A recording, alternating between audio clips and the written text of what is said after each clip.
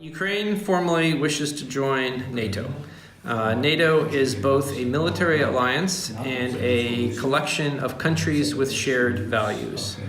One of the issues about being a community of shared values is that we believe that there should be oversight of the intelligence sector.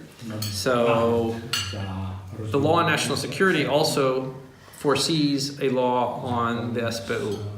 The SBU came out of the KGB, and there is a legitimate function of a security service on intelligence, counterintelligence, and counterterrorism.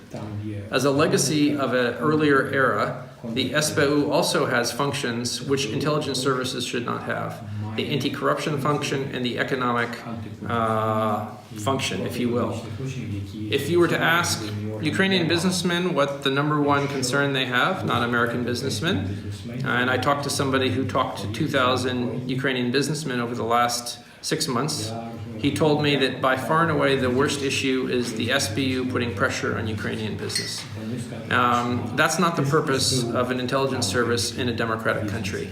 And so the countries of NATO who want Ukraine to succeed in giving advice to Ukraine is if you want to join the alliance, you need to have an army and a military that meets Western standards. You need to have a security sector that meets NATO standards. And that means the SBU needs to focus on its core functions: counterintelligence, intelligence, counterterrorism, and it needs to stop doing what the functions of law enforcement are. So I think Ukrainian officials know this very clearly, and the law on national security was passed 5 months ago, so we're waiting. I think Ukrainians are waiting for a draft the SBU says it's in working on for a reformed SBU. So we will be supportive, we will give advice when asked on how that law can be amended, adjusted to meet Western standards. So that's a critical part of the conversation on the intelligence sector. In the law enforcement sector, I think certain parts of law enforcement, new institutions are working well, some are working better than others, and some are not working well at all, or not at all. The National Agency to Prevent Corruption has never worked, and almost should be started from null. The Special Anti-Corruption Prosecutor's Office has had great difficulties since the beginning of the year, when it was revealed that the head of it was engaged in activities that you do not want your chief anti-corruption prosecutor to be involved with. Tampering with witnesses, obstructing justice. It's clear an institution cannot be effective with that sort of leadership, and so that leadership needs to change for that institution to be effective. We want to support Ukraine in creating an anti-corruption court.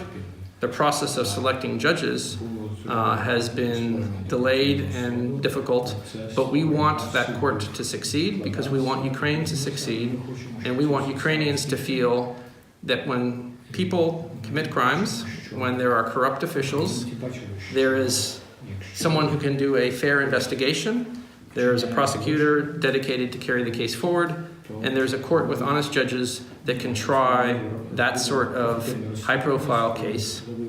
And unfortunately, it's been 4.5 years, and there are no examples of people being held to account. And that is not an issue for us, that's an issue for the Ukrainian people.